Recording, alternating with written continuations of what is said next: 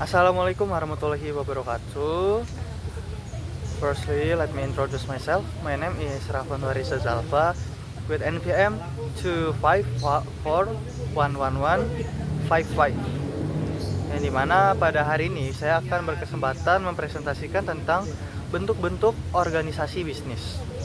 Sebelum memulai sebuah usaha, seorang entrepreneur harus menentukan bentuk organisasi bisnis yang akan digunakan.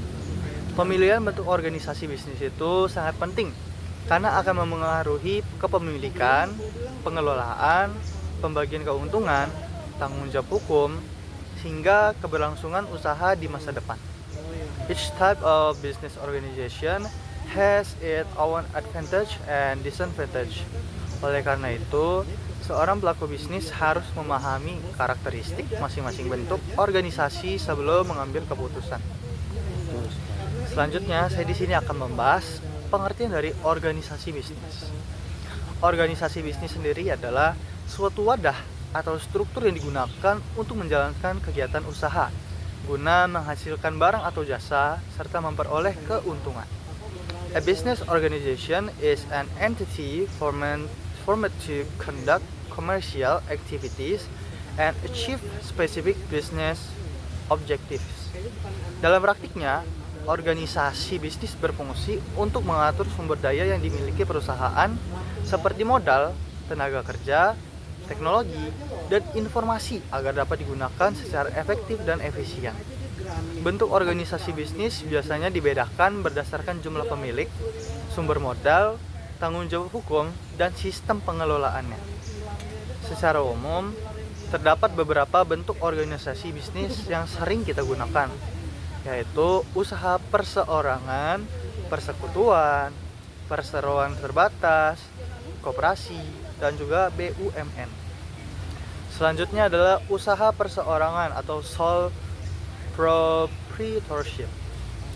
Bentuk organisasi bisnis yang pertama adalah usaha perseorangan atau sole proprietorship.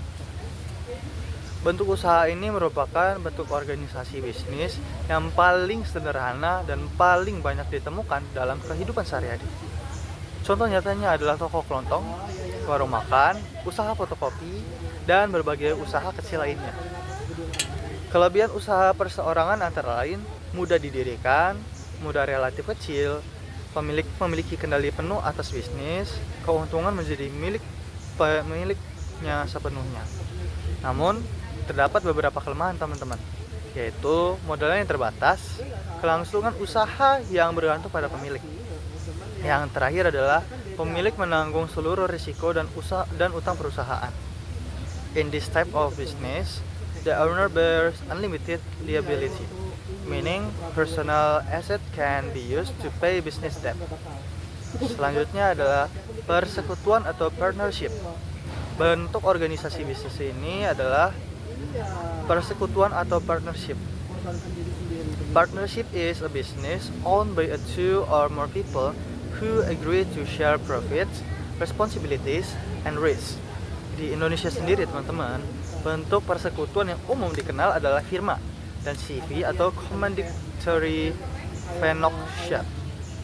Kelebihan partnership antara lain modal lebih besar karena berasal dari beberapa pemilik. Yang kedua adalah pengambilan keputusan yang dapat dilakukan secara bersama-sama.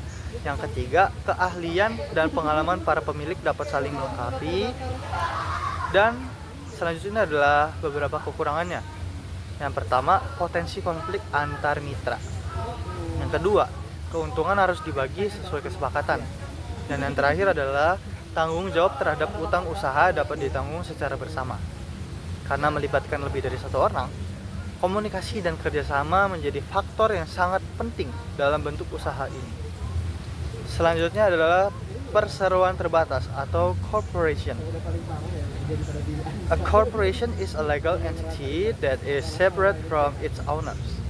Yang artinya, perusahaan itu memiliki identitas hukum yang berbeda dari pemiliknya. Contoh beberapa perusahaan berbentuk PT di Indonesia ini adalah perusahaan yang sahamnya diperdagangkan di pasar modal. Untuk beberapa kelebihan perseroan terbatas meliputi kemampuan memperoleh modal yang besar, kelangsungan usaha lebih terjamin, kepemilikan dapat dipindahkan melalui penjualan saham, dan yang terakhir adalah pemilik memiliki tanggung jawab yang terbatas. Limited liability means shareholders are only responsible for the amount of money they invest. Namun, perusahaan jenis ini memiliki prosedur pendirian yang lebih rumit dan juga membutuhkan biaya yang lebih besar dibandingkan usaha perseorangan atau persekutuan. Selanjutnya itu ada koperasi atau cooperative. Bentuk organisasi bisnis lainnya adalah koperasi atau cooperative. A cooperative is a business organization owned and operated by its member for their mutual benefit.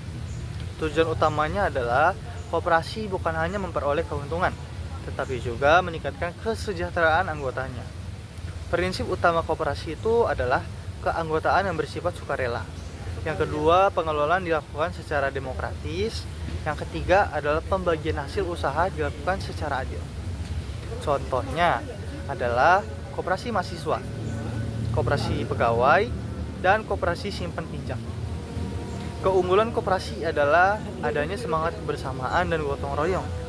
Namun, terkadang operasi menghadapi tantangan dalam pengelolaan karena banyaknya anggota yang terlibat dalam proses pengambilan keputusan.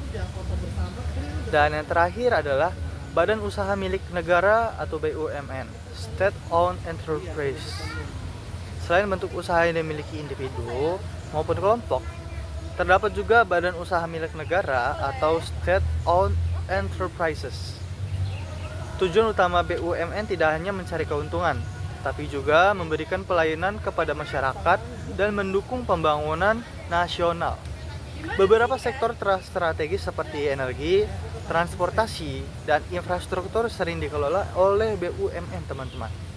Keuntungan BUMN antara lain mendukung pembangunan ekonomi nasional, menyediakan layanan publik yang penting, dan yang terakhir menciptakan lapangan pekerjaan.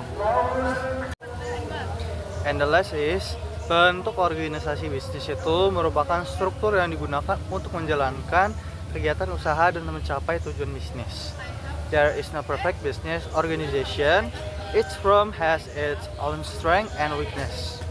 Usaha perseorangan cocok untuk bisnis kecil dan modal yang terbatas. Persekutuan cocok bagi mereka yang ingin bekerja sama dengan pihak lain. Perseroan terbatas sesuai untuk perusahaan yang membutuhkan modal besar. Dan koperasi berorientasi pada kesejahteraan anggota. Sedangkan BUMN berperan dalam pembangunan ekonomi nasional. Sebagai mahasiswa, manajemen, dan calon entrepreneur, kita perlu memahami berbagai bentuk organisasi bisnis agar dapat memilih struktur usaha yang paling tepat di depan. Thank you for your attention. That's all from me. Wassalamualaikum warahmatullahi wabarakatuh.